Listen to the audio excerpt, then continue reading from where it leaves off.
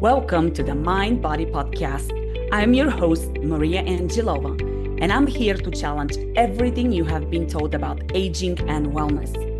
This podcast is for those who refuse to accept that growing old means growing unhealthy.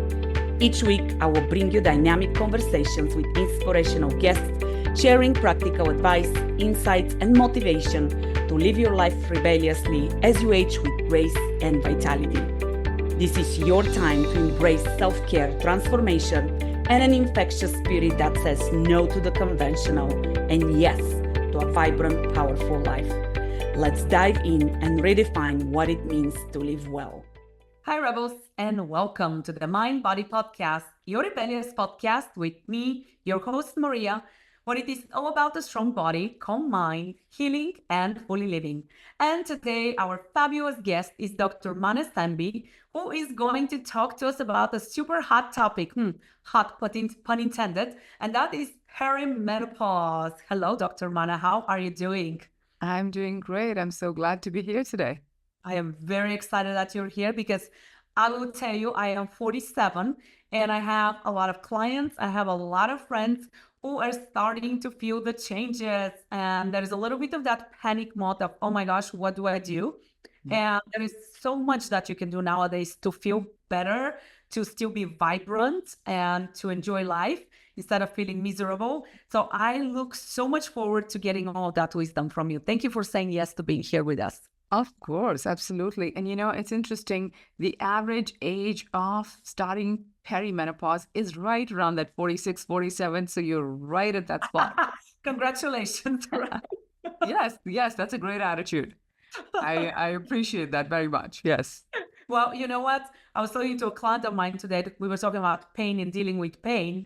And we talked about attitude, the attitude with which you go into something. It's a change, right? So things will change. It's inevitable. It's part of the aging process. How you go into it has a big influence on how you go through the change, right? Absolutely. We talk about how important mindset is, right?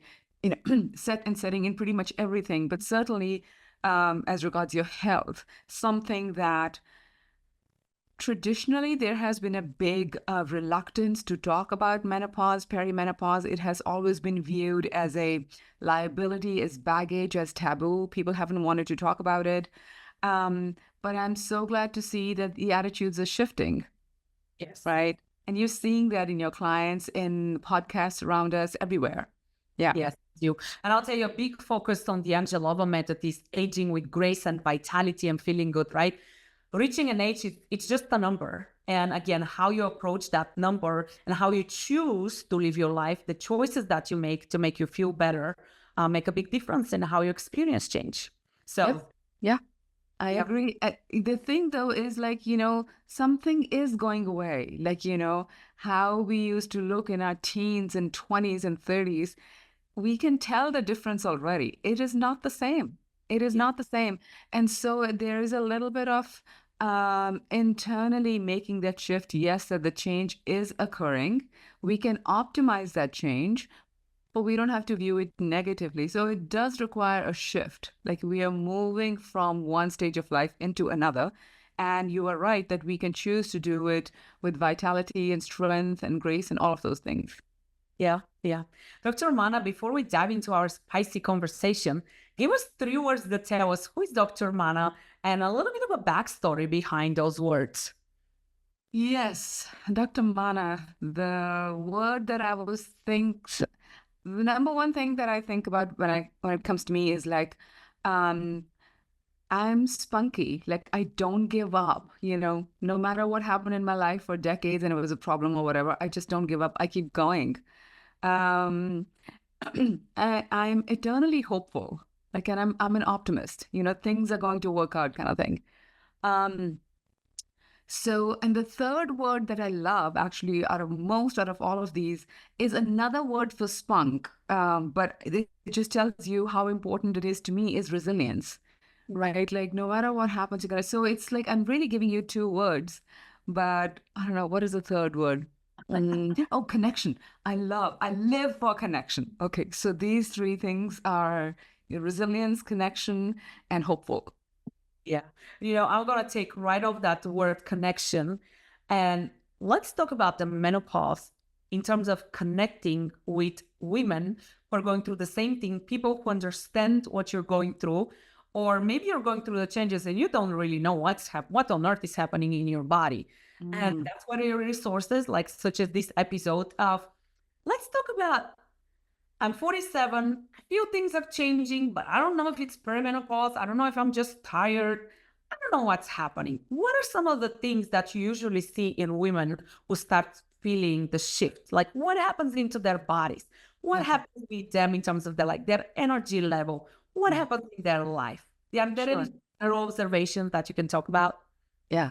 So there are three things in here. The first is a two-part question about connection. And the second thing you asked me is the symptoms. So in terms of connection, when it comes to menopause, right, the first thing that we want is connection with just our community.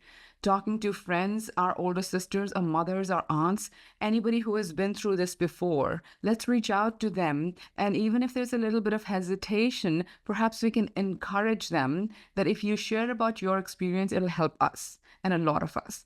And then let's make sure to be open to talking to the women that are coming after us, our daughters, our younger sisters, our younger friends. So that's one kind of connection that is really critical today, right? That's one. The other kind of connection that we need is connection with experts, connection with the right kind of doctor, the connection with the right kind of therapist, the connection with the right kind of coaches.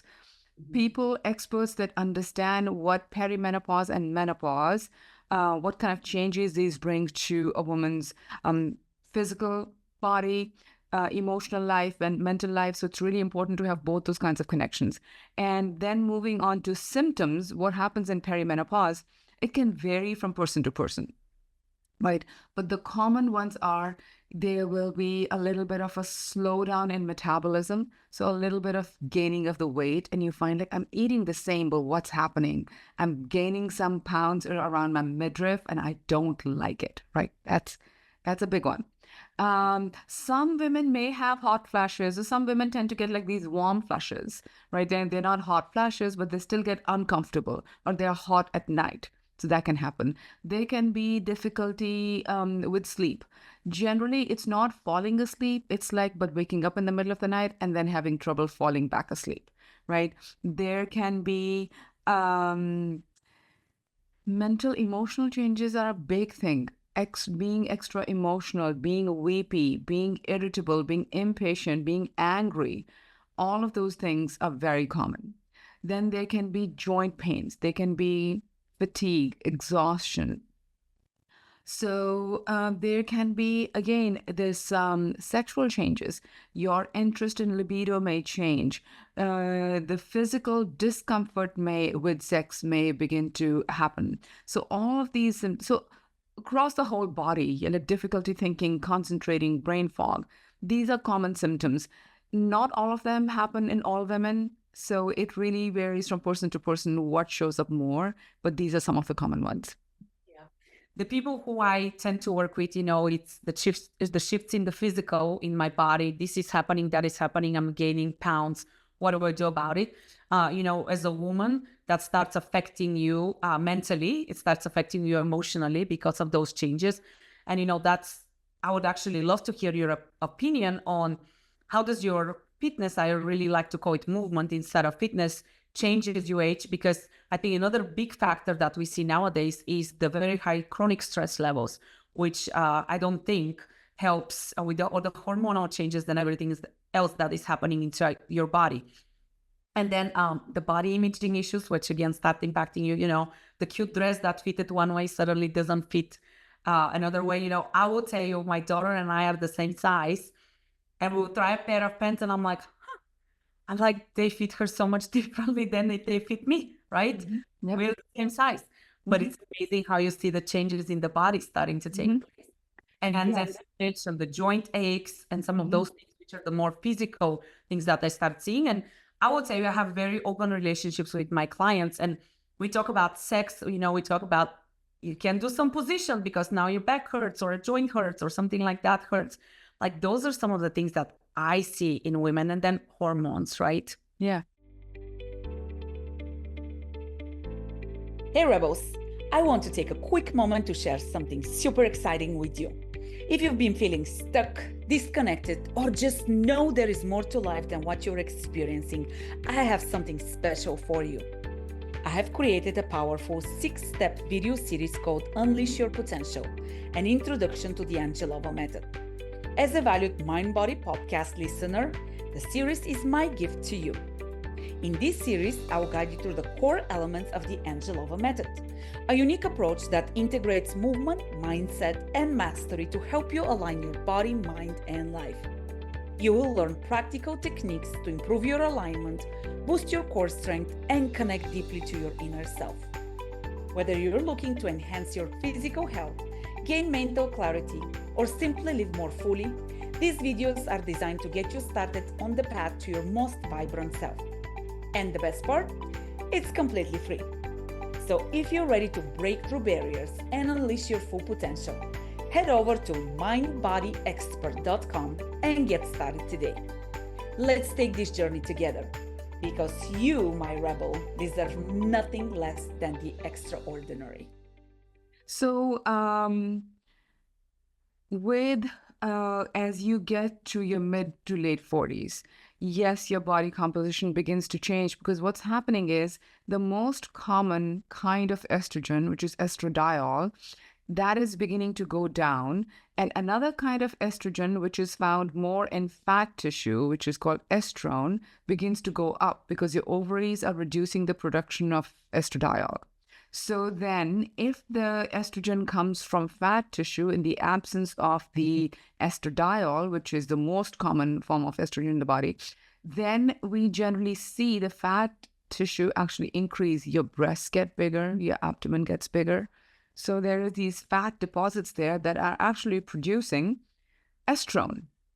Right. So to kind of meet your need for some kind of estrogen in the body is making a change to those cells that produce a certain kind of estrogen in the body, and those are fat cells.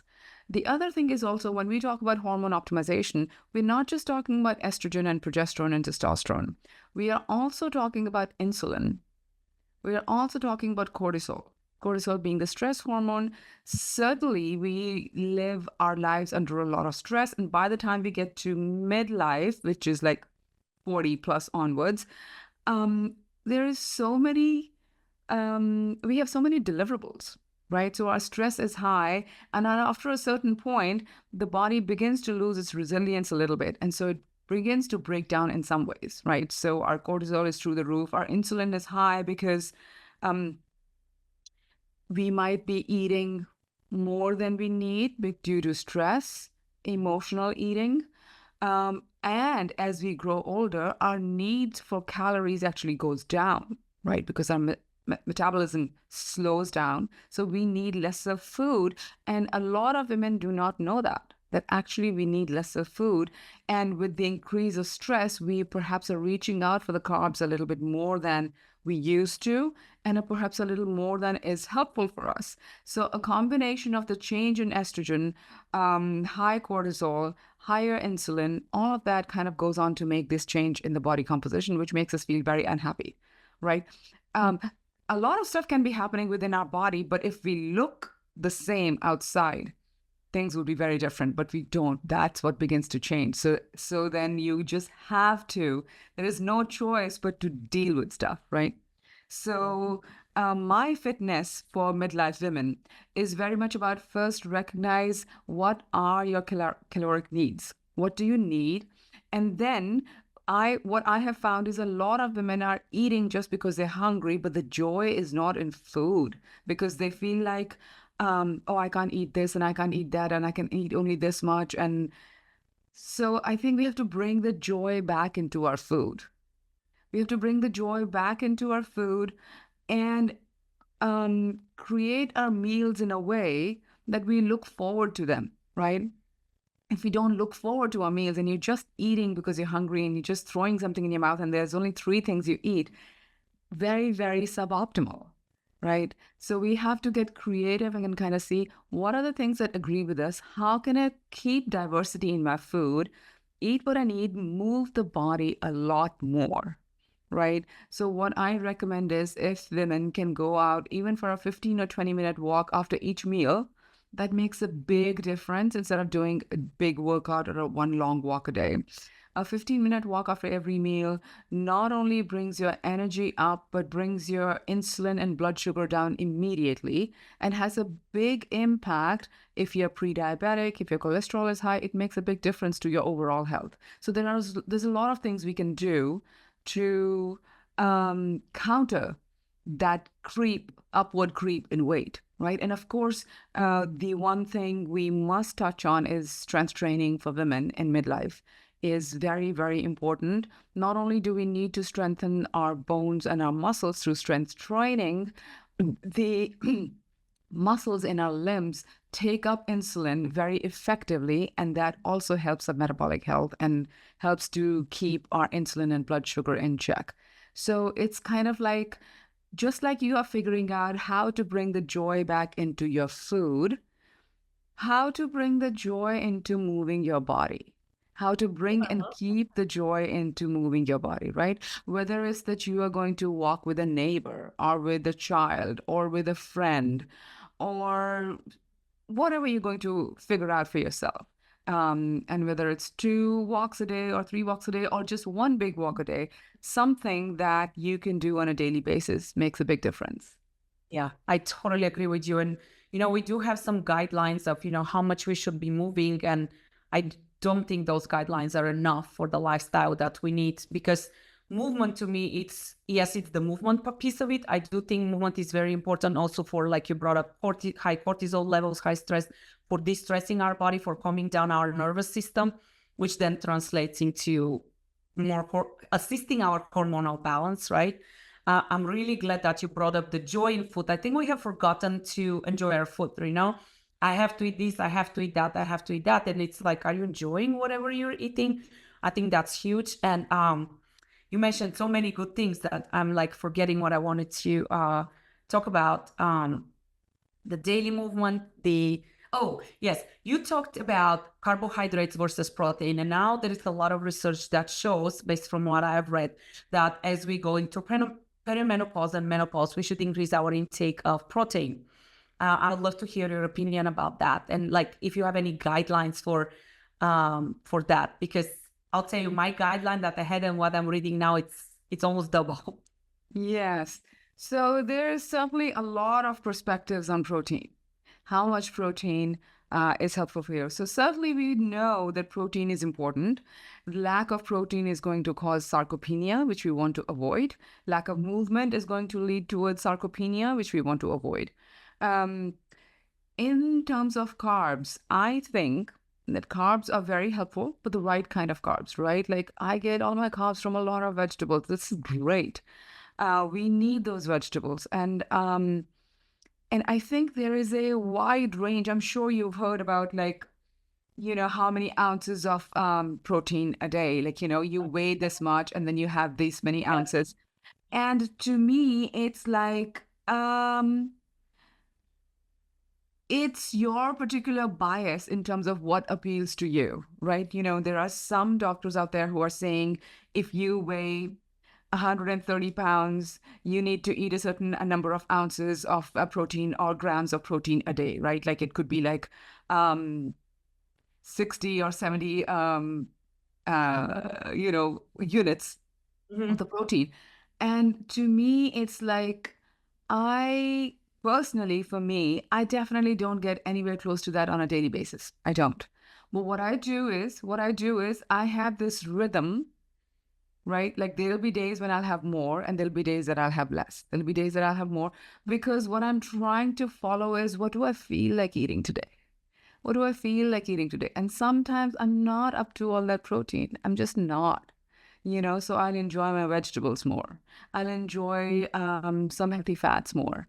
And I'll enjoy protein. I'll enjoy some protein, but it's not as much as, those numbers that I'm supposed to hit. So for me, the thing is, as long as I am near the average of that,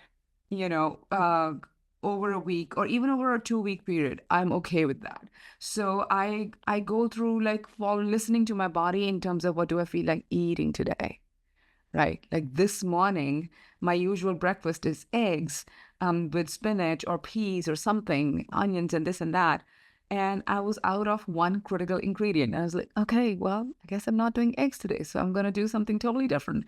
So I made this breakfast with a little bit of Ezekiel bread and a little bit of cheese and this and that. So it was totally different from my usual thing. But it was like, okay, I felt good eating that. It was different and got my different taste buds. And I feel like that was good. I'm glad I ran out of the thing because I didn't do my usual eggs today. So I'm glad. One thing I really love that you said is listening to your body. And that's something that I preach a lot of, eat a meal and then see how you feel after that. Do you feel good? Do you feel sleepy? Do you feel groggy? Do you feel re-energized, right?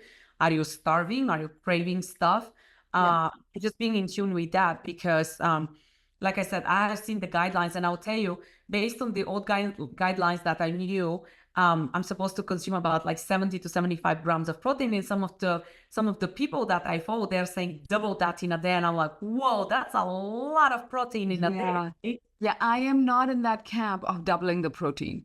For me, it's like, okay, if I weigh 125 pounds, okay, if I do about 60 grams of protein a day, that's good enough for me. That's where I am. I feel good. I feel strong. And it also matters what kind of protein you're eating. What is the quality of that protein? There are people which are like, okay, animal protein versus plant protein, or what kind of protein. So you also have to go by what makes sense to you. And so right now I'm in the camp of 60 grams, half your body weight in grams of protein. It's good. Yeah. But if I change that's the thing, like science is evolving all the time. We are getting new research all the time. And people think that medicine is this static body of knowledge. It's not at all. It's evolving every day. We still know something about the body, but not a whole lot, right? I will tell you, when I started my business, I got into it so like, I know all of these. And the more I learn, the more I'm like, oh my gosh, I know so little and there is so much more to be learned. And, the other thing that I'm a big proponent of is, again, listen to your body, because there's so many, think of all the different diets as a way of eating, right? That we have. Like you said, you hear, eat protein, don't eat protein, eat this much protein, eat that much protein, eat plant protein, eat meat protein, right? There are so many varying opinions out there that I think tuning into your body and really listening for the feedback. And I'll tell you, I personally think we've become very disconnected from our bodies. Mm-hmm. We have gotten so used to being told what to do, and we have lost so much of our connection with how we feel, what we are experiencing in our bodies. And I think getting back to that is super important for how we feel overall. Like, eat a meal. Do you feel good after that? I mean, it's as simple as that. Yeah. You look forward to the meal and then you feel satisfied. It makes a big difference. Yeah. And the other thing as we're talking is, I'm a big proponent of the basics of health, right? Like you said, nutrition, how you eat, what you eat, movement, making sure you move regularly, making sure you move quality.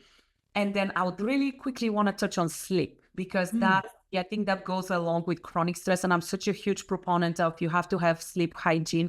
I'd love to hear your opinion on that. Yes, I think sleep hygiene is so important. We are all addicted to our screens. We are all addicted to our phones, no matter how much we like to villainize our kids. We are just as bad as them. And putting the phone away, putting the screens away, an hour or two before bed, and really just centering yourself, I think is a really big thing. I think we have lost touch not only with our bodies, but also with our minds, because everything is so outside focused, like what's happening out there, right? And I think for me, part of sleep hygiene is just returning to my own self and kind of see, okay, how do I feel? How do I feel in my body? What is it that I need? Just kind of a rundown of the day, and just being able to kind of say, okay, this day has come to an end, and I want to give myself, my body, the permission to rest and recover. I'm a big proponent of journaling at night instead of journaling in the morning.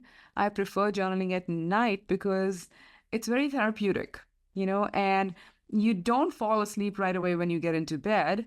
And instead of being distracted with a screen, how nice would it be if you could just journal? This is what the day was like. This is what was good. This could be better. And these are my hopes for the next day. This is my vision. This is what I'm living into. Kind of like just setting yourself up for a nice night of rest. And then, of course, all the other things that go with it. Like in the last few months, I find that I sleep so much better if I have my eye shades on. If I don't have my eye shades on, even if there's a little bit of light in the morning, it's going to bother me. So I am kind of listening to what my body is telling me, and I'm doing that, right? Um, I think a mental wind down at night is so important. And I am a big proponent also of something called yoga nidra, which is called progressive muscle relaxation as well. It makes a big difference to how well you sleep. So I would recommend people they can look it up on how to do it. It's simple and easy. You can do it laying down in bed. In fact, that is when you're supposed to do it, laying down in bed just before you're going to fall asleep. Yeah, I think sleep hygiene is really big. And I think also making enough time for time in bed. You know, if you're just giving yourself 8 hours to go to bed, that's not enough. For me personally, I feel like I need more than 8 hours of sleep, which means I need at least 9 hours in bed. So making time for that. And what happens to a lot of moms in mid-40s? They get their me time at that time. So they Right? stay up late They get their me time after everybody's in bed, the house is quiet, and then they can sit down with their phone or their iPad. I understand. I have done that myself, but I know I suffer the next day, you know. And if I do this, yeah, I can attest to that because sometimes I work late evenings and then I go upstairs, we have dinner, and then everybody goes, does their thing. And I'm like, oh, that's my quiet time. But then I know I'll regret it. If I sit down and I start getting distracted the next morning, I'm like, oh, why did I do that? Because I'm so in tune with how my body feels. And it just, I used to be that person who sleeps 2 to 4 hours a night. Like it was bad. wow. And I've become so intentional about like when I go to bed, how much sleep I get, the quality of the sleep that I get, that when I don't get it now, I can push through, but it no longer feels good to push through. And I can just feel the choices that I make in the food, the snappiness, I just don't feel good. And it's like if I have a choice, again, going back to how we started, it's a choice. It's a choice. And when we are younger, we can get away with a lot of stuff, right? But this is one of the things that tells us, okay, time is changing, our bodies are changing. We just need more sleep. And so being creative also about where to find the me time, right? I think we all have things during our day that are not adding value to our lives. So making the decision on what to give up to create me time during the day so that you can get the sleep that your body and your brain needs the sleep. So, yeah. I really like what you said, because I'll give you an example with a client. She had some homework to do in terms of being intentional, to be mindful through the day, to do her movement. And she'll come and say, I didn't have time. And I said, well, give me a breakdown of your day, right?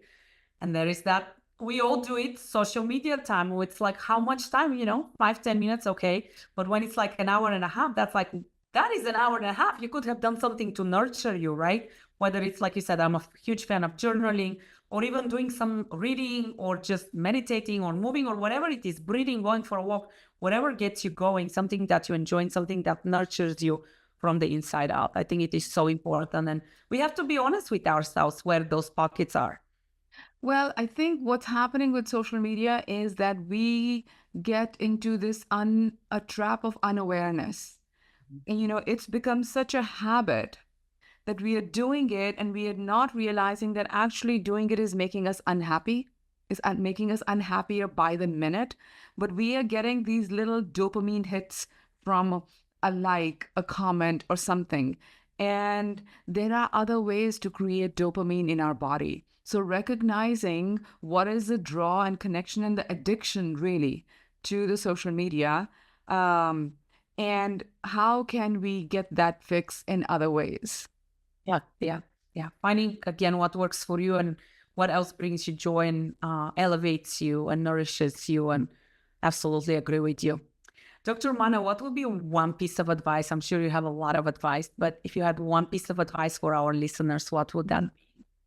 Yes. So I'm a big proponent of being proactive in perimenopause, right? Being proactive in perimenopause. First of all, know when to look out for it, know what to look out for, right? Know what to look out for. There's a whole list of symptoms that you could be experiencing and you might not have connected them to perimenopause, right? So first, educating yourself on what to look out for, and making sure you find a practitioner near you who is hormone literate. If you have any troubling symptoms, mood changes, your period becomes very irregular, you might want to do, there is this urinary hormone testing that's becoming very popular these days, right? It's not invasive. It's not a blood test, because blood testing during perimenopause is not so helpful because the numbers can be up and down a lot. So doing a urinary test of hormones, which will be done over a period of time, 10 days, 20 days, a month, that gives you a chance to see what pattern your estrogen, progesterone, and your FSH, follicle stimulating hormone, have. You can then be educated on, are they in the pattern where they need to be? Are they off kilter? What explains the symptoms that you're having? And then if need be, in conjunction working with your provider, with your doctor, you can then perhaps start some supplements that can promote estrogen in the body, right? Or if the estrogen is too high, promote progesterone in your body, right? Start with that. Eat more estrogenic or progestogenic foods. Move your body, reduce your stress, sleep better. And then if you're doing all of this and there are still symptoms, then perhaps you need a prescription for hormone replacement. But just be on the lookout for changes in your mind and body, right? And resolve to take action, be proactive about it, because perimenopause can last up to, generally it's between 4 to 8 years, but it has been known to last as long as 14 years. And if you don't take care of your body during that time, all the organs of your body are suffering, right? We know that women tend to get much more chronic illness than men. They get more autoimmune illnesses than men. Why? Because they lose their hormones at a certain stage. Women have more dementia than men. Why? Because they lose their hormones at a certain stage. So the more proactive you are about finding out what to look out for and then doing something about it. Yeah, I love that, because it's a part of life, like we started saying, and it's going to happen. Yeah. So how you address it, and as in your well-being and wellness, the more proactive we are, the better results and quicker results we can get. So, and again, I would reinforce, do not forget lifestyle. Lifestyle becomes that much more important as we're going through those changes. Dr. Manna, I do have to ask you, what is your definition of rebellious? I think my definition of rebellious is being clear about what you want. Don't just go with what you're being told. Think about it. Be clear about what you want and then pursue it, even if it's against whatever everybody else is saying. But be clear what you want, why you want it. Be clear about the result you want, and then go for it. Love it. Love it. Dr. Manna, thank you so much for your time. Tell our listeners, how can they find you? Where can they find you if they want to connect with you, if they want to follow up with you? What's the best way to connect? Sure. So my website is arunamed.com, arunamed.com. And my email is right there, hello@arunamed.com, so people can reach out to me. And there is a quiz on my website, which has all the symptoms that we talked about. So people that are interested can take the quiz and see how they score on the most common symptoms of perimenopause and menopause. Okay. I will be heading to your website to take that. Okay. Great. I appreciate your time again. So much insight, so much practical advice. Thank you so much for your time. Rebels, you know the spiel. Like, share, comment, let us know what kind of questions you have, because the chances are if you have that question, somebody else probably has the same question. Once again, Dr. Manna, thank you for being here with us. Rebels, thank you so much for tuning in. Do not forget to stay rebellious. We'll see you next time.